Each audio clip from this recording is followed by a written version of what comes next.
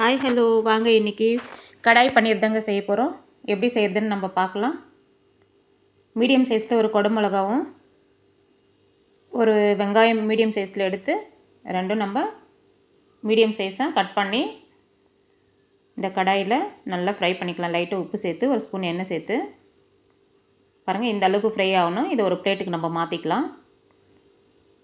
அதே கடாயில் ஒரு ஸ்பூன் எண்ணெய் சேர்த்துட்டு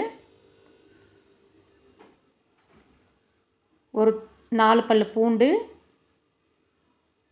ஒரு சின்ன துண்டு இஞ்சி நல்லா ஃப்ரை பண்ணிக்கலாம். அது கூடவே ஒரு மீடியம் சைஸ் வெங்காயம்,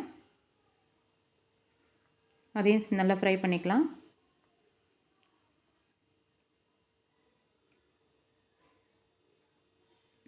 பாதி ஃப்ரை ஆகணும். கூடவே ஒரு பெரிய தக்காளி ஒன்று கட் பண்ணி அதையும் நல்லா ஃப்ரை பண்ணிக்கலாம். லைட்டாக உப்பு சேர்த்து ஃப்ரை பண்ணிக்கலாம். சீக்கிரமாக வதங்கிடும்.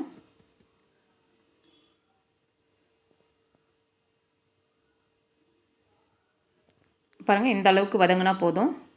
நம்ம இதை ஒரு பவுலுக்கு மாற்றிடலாம். இப்போ ஒரு கடாய் வச்சிடலாம்.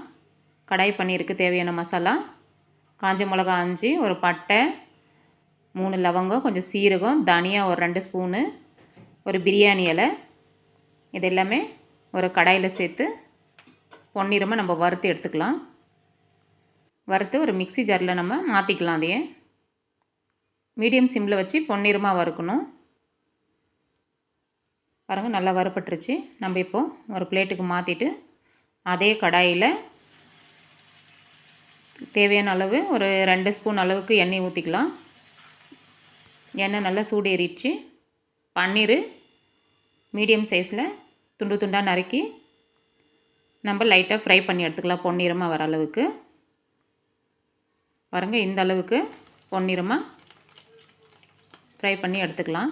இதை ஒரு பிளேட்டில் இப்போ மாற்றிடலாம். எல்லா சைடும் ஃப்ரை ஆகிற மாதிரி நம்ம திருப்பி விட்டு பொறுமையாக ஃப்ரை பண்ணிக்கலாம். மீடியம் சிம்மில் தான் இருக்கணும். ஸ்டவ் ஹையில் வைக்கக்கூடாது.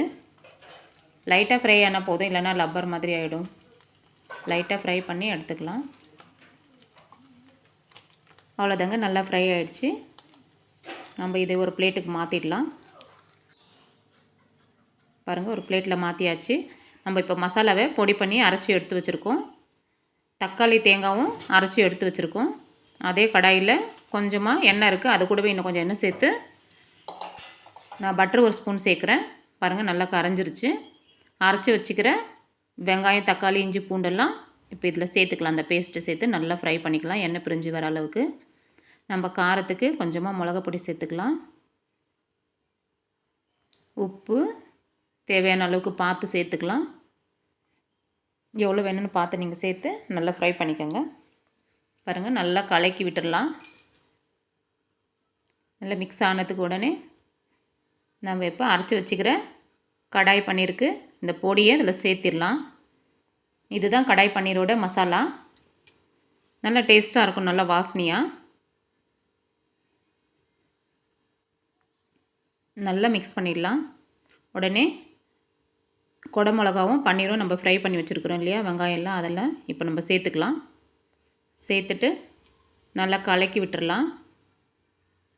கொஞ்சம் மசாலா அதில் ஃப்ரை பண்ணிடலாம். இப்போ நம்ம தேவையான அளவுக்கு தண்ணி கொஞ்சமாக சேர்த்து நல்லா கொதிக்க விடலாம். உங்களுக்கு எவ்வளோ திக்னஸ் வேணுமோ அந்த அளவுக்கு நீங்கள் தண்ணி ஊற்றிக்கோங்க.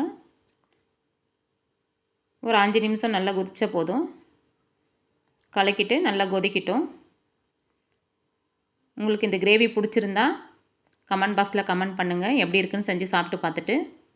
வீடியோ பிடிச்சிருந்தா சப்ஸ்கிரைப் பண்ணுங்கள். பாய்.